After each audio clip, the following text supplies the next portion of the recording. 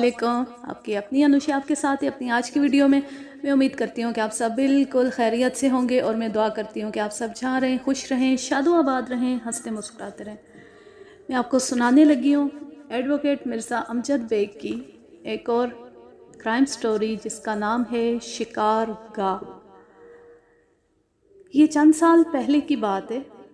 2:30-3 बजे के करीब एक लंबे कद का नौजवान मेरे दफ्तर में दाखिल हुआ। उसने शलवार कमीज़ पहन रखी थी और वज़ाक़ता से देहाती मालूम होता था। उसने मेरा नाम पूछा और फिर बड़ी गर्मजोशी से गले मिलने के लिए आगे बढ़ा, लेकिन मैंने हाथ मिलाने पर ही इत्तेफाक किया। उसने अपना नाम वली मोहम्मद बताया और ख़ुद को मेरा कज़न साबित करने की कोशिश करने लगा। उसकी उम्र 22-23 साल के लगभग थी और वो अहमकाना हद तक सादा लो था। वो नॉन मैट्रिक था और टूबाटेक सिंध का रहने वाला था। उसने मेरे और अपने रिश्ते की जो तफसील बताई उसका सिरा मुग़लों के आखिरी फरमा रवा से जाकर मिलता था, लिहाजा मैंने उसके दावे को चैलेंज करने की ज़रूरत महसूस नहीं की। दरअसल उसे मुलाज़मत की तलाश थी। मैंने उसका मुख्तसर इंटरव्यू लिया और उसे ऊपर के कामों के लिए मुलाजिम रख लिया। दूसरे दिन पता चला कि उसके पास रिहाइश के लिए कोई जगह नहीं है। उन दिनों हमारा सर्वेंट क्वार्टर खाली पड़ा था, लिहाजा मैंने वली मोहम्मद को वहाँ रिहाइश की आरसी इजाज़त दे दी। वो सादा लो ज़रूर था, लेकिन बुनियादी तौर पर एक मुखलिस नौजवान था। काम करने से बिल्कुल नहीं घबराता था। बहुत से ऐसे काम भी कर देता था जो उसकी ड्यूटी में शामिल नहीं होते थे। शाम के वक्त वो टीवी देखने के लिए ड्राइंग रूम के एक कोने में बैठ जाता था। कुछ अरसा कबल टीवी पर मकड़ियों के बारे में एक मालूमाती फ़िल्म दिखाई गई थी। उसमें बाज़ जहरीली मकड़ियों के क्लोज़अप भी दिखाए गए थे। उस रोज़ इत्तेफाक से ख्वाजा बरकतुल्लाह साहब भी हमारे ड्राइंग रूम में मौजूद थे। ख्वाजा साहब की जुमला खूबियों में से एक खूबी ये भी है कि वो अंग्रेज़ी का तर्जुमा बड़ी तेज़ी और रवानी के साथ कर सकते हैं। उन्हें जब पता चला कि वली मोहम्मद अंग्रेज़ी नहीं समझता तो उन्होंने फ़िल्म की कमेंट्री का तर्जुमा करना शुरू कर दिया। इस मेहरबानी का नतीजा ये निकला कि वली मोहम्मद के दिल में मकड़ियों की दहशत बैठ गई। उस फिल्म के चंद रोज़ बाद किसी ने आधी रात के वक्त बड़े ज़ोर से दरवाज़े पर दस्तक दी। मैंने घबरा कर दरवाज़ा खोला तो बाहर वली मोहम्मद को खड़े पाया। उसने अपना बिस्तर लपेट कर कंधे पर उठा रखा था और हाथ में टोकरी थी। भाईजान, उसने कहा, अगर आप इजाज़त दें तो मैं आपकी बैठक में रात गुजार लूँ। उसने खौफज़दा नज़रों से पीछे देखा और इजाज़त का इंतज़ार किए बगैर ड्राइंग रूम में घुस आया। आप यकीन नहीं करेंगे, आज तो बस अल्लाह ने बचा लिया। माँ बाप की दुआएं काम आ गईं। उसने एड़ियों को फर्श पर मार कर अपने बेपॉलिश बूट उतारे, सेंटर टेबल उठाकर कोने में रखी और कालीन पर बिस्तर बिछाना शुरू कर दिया। वली मोहम्मद, बात क्या है? मैंने पूछा। भाईजान, आप मेरी बात पर यकीन नहीं करेंगे। किस्मत अच्छी थी जो आज बच गया। कुछ मत पूछें कि क्या हुआ। वली मोहम्मद उन लोगों में से था जो किसी सवाल का सीधा जवाब नहीं दे सकते, लिहाजा ऐसे लोगों से सवाल का जवाब हासिल करने के लिए काफ़ी सब्र की ज़रूरत होती है। ये बात तुम पहले भी कह चुके हो, मैंने उसे याद दिलाया। क्या तुम्हारे क्वार्टर में सांप घुस गया है या आग लग गई है? आप यकीन नहीं करेंगे, मेरे कमरे में 3 तरंतोले घुसे हुए हैं। कौन से तोले? मैंने हैरानी से पूछा। तरंतोले भाईजान, तरंतोले। ओहो, वो मकड़ियों को तरंतोले कह रहा था। ये वो तर्जुमा था जो ख्वाजा साहब ने जहरीली मकड़ी का किया था। वली मोहम्मद, पाकिस्तान में जहरीली मकड़ियाँ नहीं होती, मैंने उसे यकीन दिलाया। आप यकीन नहीं करेंगे भाईजान, ये तरंतोले बिल्कुल उसी शक्ल के हैं जो टीवी पर दिखाए गए थे। मैं वाकई यकीन नहीं करूँगा, मैंने कहा। इतने में मेरी भाभी अमीना भी आंखें मलती हुई ड्राइंग रूम में पहुंच गई और हंगामे का सबब पूछा। वली मोहम्मद का ख्याल है कि इसके कमरे में जहरीली मकड़ियाँ घुस गई हैं। ख्याल नहीं आपा जी, मैंने अपनी आंखों से उन्हें देखा है। मकड़ियाँ कहाँ से आ गईं? अमीना ने कहा। अभी कल ही तो तुम दवाई छिड़कने के लिए स्प्रे पंप ले गए थे। आप यकीन नहीं करेंगे कि मैंने क्वार्टर के गिर्द सार खींच दिया था। क्या मतलब? मैंने क्वार्टर के गिर्द अच्छी तरह दवाई छिड़क दी थी और अंदर नहीं छिड़की, सिर्फ बाहर हिसार खींचा था ताकि कोई तरंतोला अंदर ना जा सके। और पता है हुआ क्या? میں نے کہا کل تک جتنے ترن تولے کوارٹر کے باہر رہتے تھے وہ DDT کی وجہ سے اندر چلے گئے۔ جی ہاں ایسا ہی ہوا ہوگا، کل مجھے پورے کوارٹر میں دوائی چھڑکنا پڑے گی۔ خیر آج تو یہاں سو جاؤ، لیکن آئندہ ایسی حرکت نہیں کرنا۔ تمہیں پتہ ہے کہ بچوں کو صبح اسکول بھی جانا ہوتا ہے۔ آدھی رات کے وقت نیند خراب کر دی۔ آپ یقین کریں مجھے کل نماز سے پہلے گھر سے نکلنا ہے۔ کیوں؟ کیا مسجد میں اذان دینے کا ارادہ ہے؟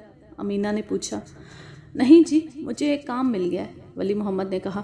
ادھر بڑی سڑک کے اوپر 2 ہوٹلوں کے درمیان ایک پیٹرول پمپ اور ورک شاپ ہے۔ اس کا مالک بڑا اچھا آدمی ہے۔ اس نے مجھے اپنے ورک شاپ کے کچھ اشتہار دیے۔ یہ اشتہار مجھے ہوٹلوں کے سامنے کھڑی ہوئی کاروں کے اوپر لگانے، سامنے والے شیشے کے اوپر۔ یعنی تم ونڈ سکرین پر اشتہار چپکاؤ گے؟ میں نے حیرانی سے پوچھا۔ پہلے میں بھی یہی سمجھا تھا، لیکن پھر شیخ صاحب نے مجھے ایک کار کے پاس لے جا کر صحیح طریقہ سمجھایا۔ سامنے والے شیشے کے اوپر 2 لمبے لمبے ربڑ لگے ہوتے ہیں۔ میں پہلے شیشے کو صاف کروں گا، پھر ایک ربڑ کو ذرا سا اونچا کر کے اس کے نیچے اشتہار رکھ دوں گا، اور شیخ صاحب مجھے اس کام کے 10 روپے دیں گے۔ ادھر سے فارغ ہو کر میں سیدھا دفتر پہنچ جاؤں گا۔ 10 روپے روز کے حساب سے مہینے میں پورے 300 روپے بن جاتے ہیں جی۔ 300 یہ اور 200 تنخواہ میں سے نکال کے پورے 500 اپنی ماں کو بھیج دوں گا۔ بھائی جان آپ یقین نہیں کریں گے کہ میرا منی آرڈر جاتی ہی پورے پنڈ میں کھپ پڑ جائے گی۔ ٹھیک ہے، امینہ نے کہا، اب سونے دو۔ اگلی صبح جب ہم بیدار ہوئے تو ولی محمد جا چکا تھا۔ اس کا لپٹا ہوا بستر صوفے کے پیچھے پڑا تھا۔ 9:30 بجے میری بھابھی نے کہا ولی محمد ابھی تک نہیں آیا، کسی کار کے نیچے پڑا سو رہا ہوگا۔ میں نے مذاق کے رنگ میں کہا اور اپنے کام میں مصروف ہو گیا۔ 15-20 منٹ بعد فون کی گھنٹی بجی۔ دوسری طرف سے کسی نے میرا نام پوچھا اور پھر کسی دوسرے شخص کو ریسیور دے دیا۔ لمحہ بھر کے بعد میرے کان میں ولی محمد کی آواز آئی، بھائی جان۔ اس نے اپنی عادت کے مطابق کہا، آپ یقین نہیں کریں گے کہ میں تھانے سے بول رہا ہوں۔ کیا؟ میں چونک گیا۔ تم تھانے میں کیا کر رہے ہو؟ یہ لوگ کسی قتل کی بات کر رہے ہیں، اس نے کہا۔ او میرے خدا، میرے منہ سے نکلا، تھانے دار سے میری بات کرواؤ۔ تھوڑی دیر بعد ایک روبدار آواز سنائی دی، ہاں جناب، کیا کہنا چاہتے ہیں آپ کون صاحب بول رہے ہیں؟ میں نے پوچھا۔ میں انسپکٹر سردار حسین بول رہا ہوں۔ آپ کون ہیں؟ میرا نام مرزا امجد بیگ ہے، میں نے کہا۔ میں ایڈوکیٹ ہوں۔ یہ ولی محمد میرا عزیز بھی ہے اور میرے پاس کام بھی کرتا ہے۔ کیا ایسی کوئی غلطی سرزد ہو گئی ہے؟ جناب یہ قتل کا کیس ہے، انسپکٹر نے کہا۔ ولی محمد کو ہمارے آدمیوں نے ہوٹل کے ایک ایسے کمرے سے گرفتار کیا ہے جہاں ایک عورت کی لاش پڑی تھی۔ شکریہ انسپکٹر صاحب، میں تھوڑی دیر کے اندر وہاں پہنچ رہا ہوں، ذرا دوبارہ ولی محمد سے بات کرا دیں۔ او جناب، ہمارا فون اتنا بھی فارغ نہیں ہے۔ آپ کو پتہ ہے کراچی میں ہر 15 منٹ کے اندر 20 وارداتیں ہوتی ہیں۔ جلدی سے بات ختم کریں، یہ لیں بات کریں۔ جی بھائی جان، میرے کان میں ولی محمد کی آواز آئی۔ ولی محمد، تھانے دار صاحب کہتے ہیں کہ ان کے آدمیوں نے تمہیں ہوٹل کے کمرے سے گرفتار کیا اور اس کمرے میں ایک عورت کی لاش پڑی ہوئی تھی، کیا یہ سچ ہے؟ شاید، میرا خیال ہے کہ میں وہاں نہیں تھا۔ میرا مطلب ہے جی کہ میں نے کچھ نہیں کیا۔ میں خدا کو حاضر ناظر جان کر کہتا ہوں کہ بات سنو ولی محمد، میں تھوڑی دیر کے اندر تھانے میں پہنچ رہا ہوں۔ تم اس وقت تک پولیس کے کسی سوال کا جواب نہیں دینا، کوئی لمبی چوڑی بات نہیں کرنا۔ میری بات سمجھ رہے ہو نا؟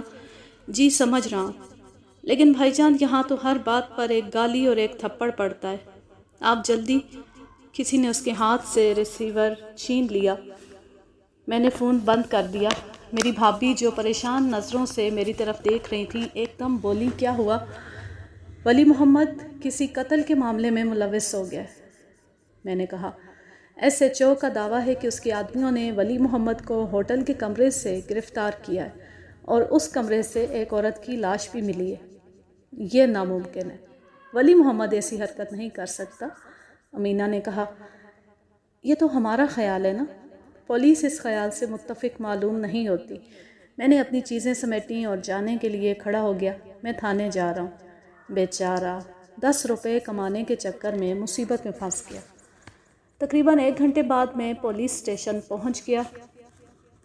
جب میں نے انسپکٹر سردار حسین سے کہا کہ میں ولی محمد سے علیحدگی میں بات کرنا چاہتا ہوں تو اس نے ناگواری سے منہ بنایا، لیکن تھوڑی سی بحث کے بعد اجازت دے دی۔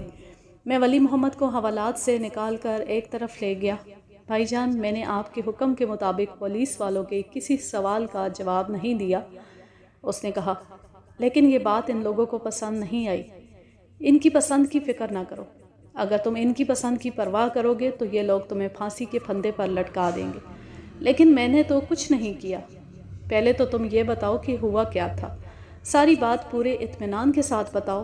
پولیس نے تمہیں کب، کہاں سے اور کس حالت میں گرفتار کیا؟ میں تو جی صرف دروازہ بند کرنے گیا تھا، ولی محمد نے کہا۔ مجھے کیا پتا تھا کہ وہاں اس عورت کو کسی نے قتل کر دیا۔ وہ آدمی اتنی تیزی سے نکل کر گیا تھا کہ میں اس کی شکل تک نہیں دیکھ سکا۔ جب میں نے دیکھا کہ بستر پر عورت کی لاش پڑی ہے تو میں جلدی سے باہر جانے لگا۔ پھر پتہ نہیں کیا ہوا، میرے سر پر کسی نے پیچھے سے ڈنڈا مارا۔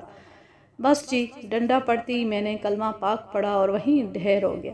پھر ہوش آیا تو ایک وردی والا سپاہی مجھے مکے مار مار کر اٹھانے کی کوشش کر رہا تھا۔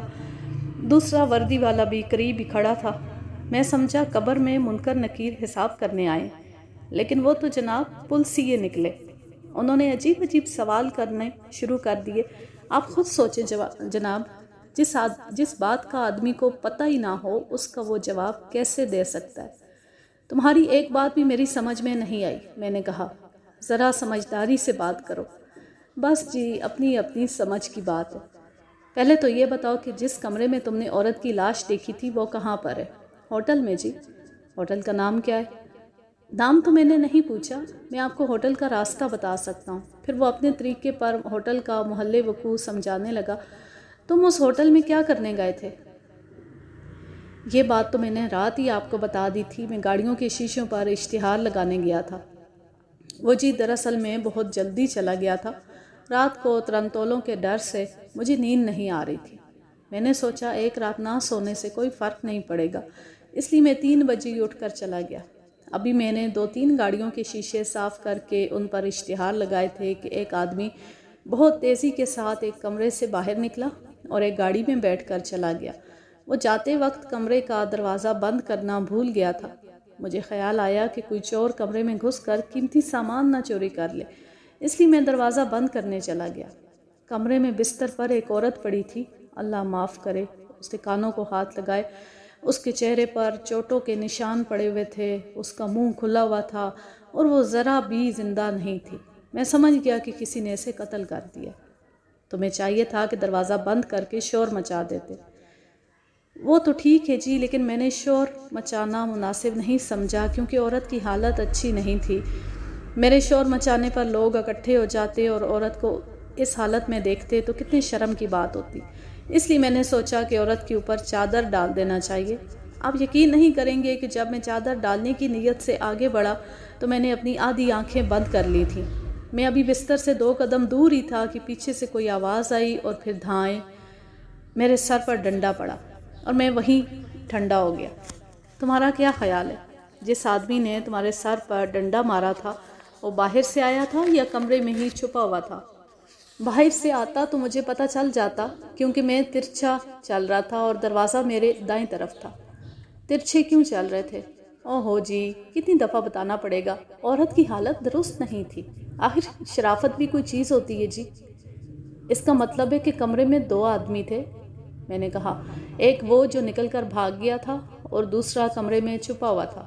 جب تم نے اس آدمی کو کمرے سے نکل کر جاتے دیکھا تھا تو اس وقت آس پاس کوئی اور بھی تھا یا تم اکیلے تھے؟ رات کے 3 بجے وہاں کون ہوگا جی؟ میں تو اس لیے جلدی چلا گیا تھا کہ مجھے نیند نہیں آ رہی تھی۔ آنکھیں بند کرتا تھا تو ترنتولے نظر آنے لگتے تھے۔ ولی محمد، جس آدمی کو تم نے ہوٹل کے کمرے سے نکل کر بھاگتے دیکھا تھا اس کا کچھ حلیہ بتا سکتے ہو؟ جناب، اس وقت ایک تو اندھیرا تھا، دوسرے وہ آدمی بہت جلدی میں معلوم ہوتا تھا۔ بس یوں سمجھ لیں کہ وہ درمیانہ سا آدمی تھا۔ ولی محمد کا مشاہدہ بہت کمزور تھا۔ 10 منٹ کی کوشش کے بعد بھی میں اس سے مذکورہ شخص کا جو حلیہ معلوم کرنے میں کامیاب ہوا، اس حلیے پر ہزاروں آدمی پورے اتر سکتے تھے۔ درمیانہ قد، درمیانہ جسم، سیاہ بال، جسم پر کوٹ پتلون، جو سوٹ بھی ہو سکتا تھا۔ اس کا رنگ گہرا تھا، جو سیاہ سبز یا بھورا ہو سکتا تھا۔ عمر 20 سال بھی ہو سکتی تھی اور 50 سال بھی۔ جس کار میں وہ بیٹھ کر گیا تھا اس کا رنگ کیا تھا؟ میں نے بڑے تجسس سے پوچھا۔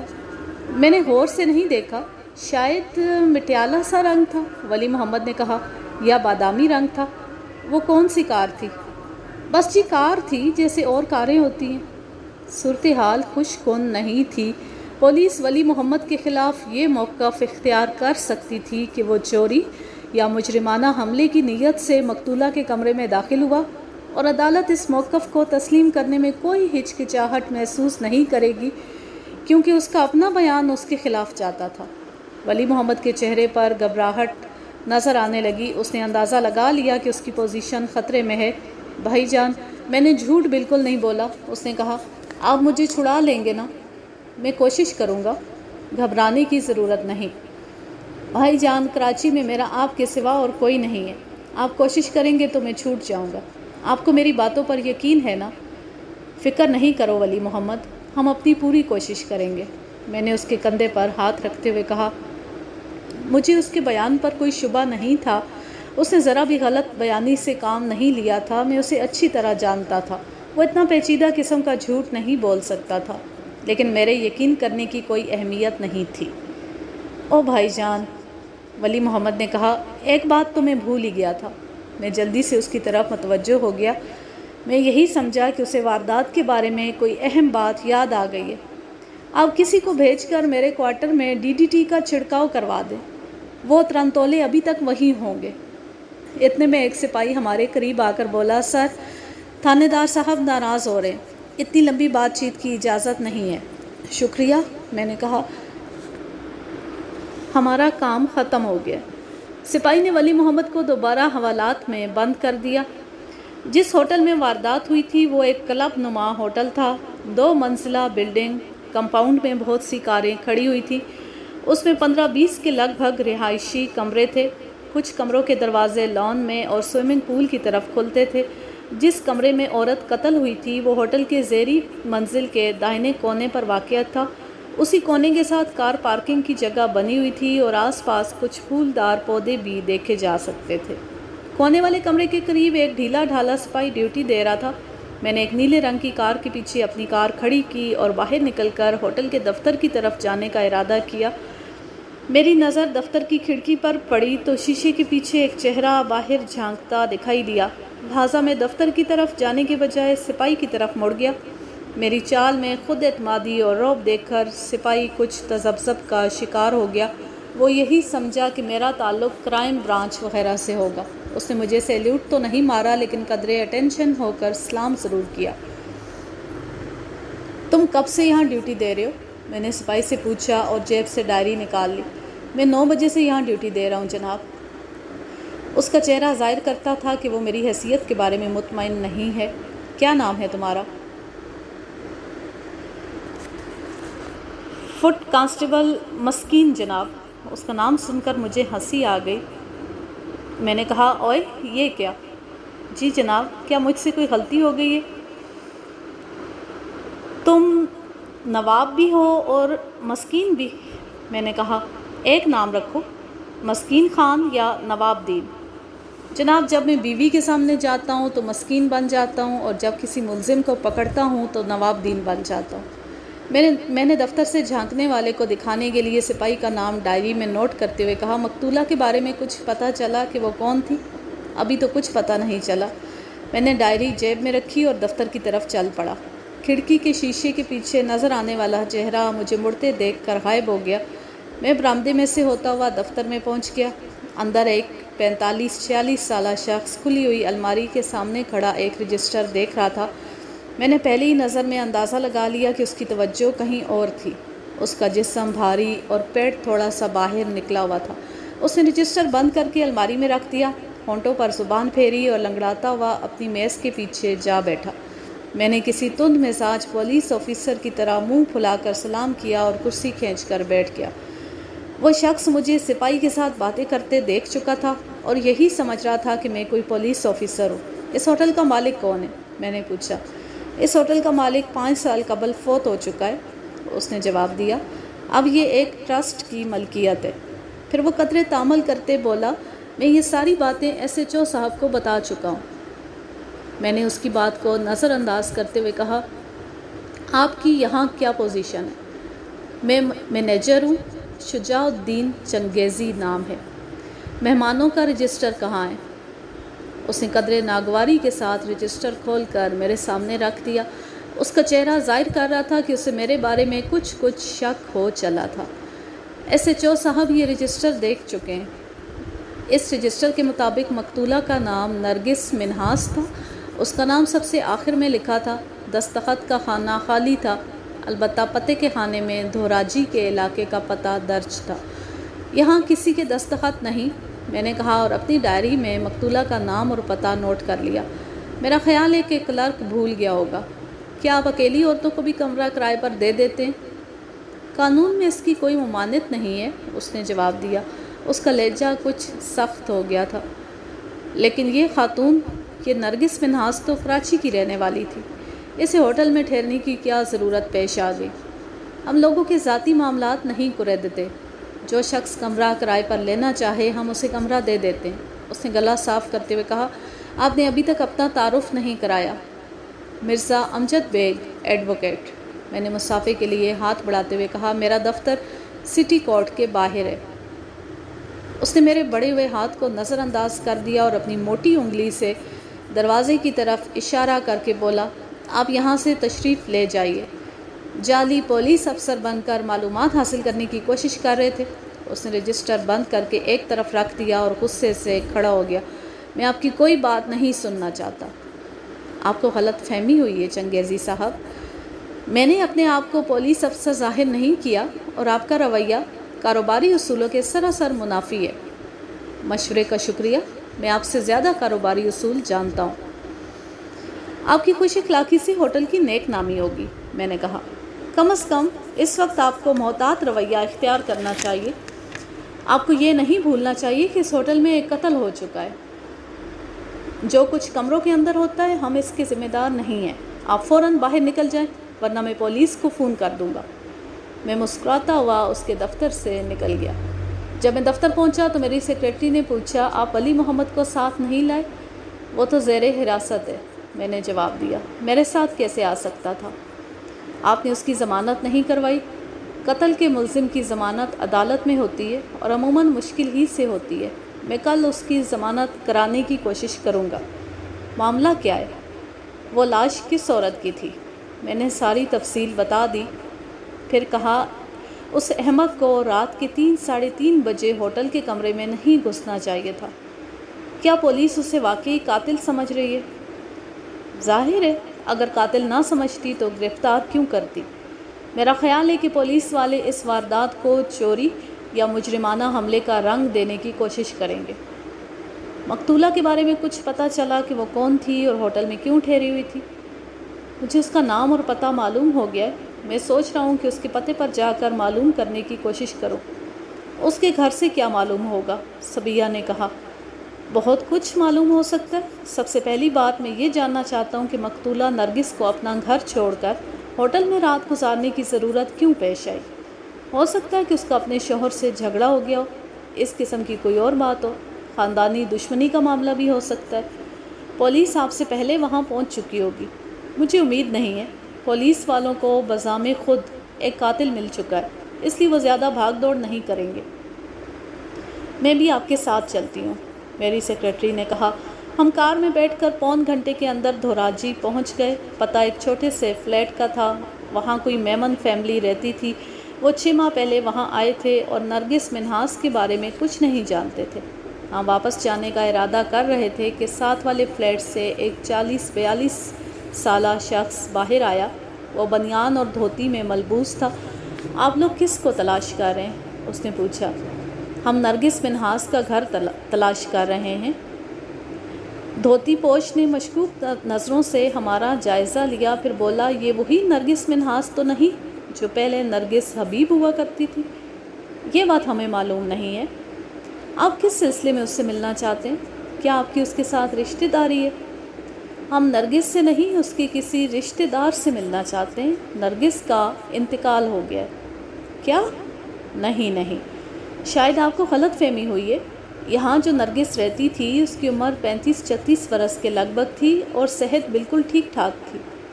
اسے آج صبح کسی نے قتل کر دیا ہے۔ اوہ ہو، ایک دن یہی ہونا تھا۔ آپ اندر آ جائیں۔ وہ ہمیں ایک سستے فرنیچر سے آراستہ ڈرائنگ روم میں لے گیا۔ اس کا نام رجب علی تھا اور وہ ایک اسٹیٹ ایجنسی چلاتا تھا۔ میں نے اسے قتل کی تفصیل بتائی اور نرگس منہاس کے بارے میں مزید جاننے کی خواہش ظاہر کی۔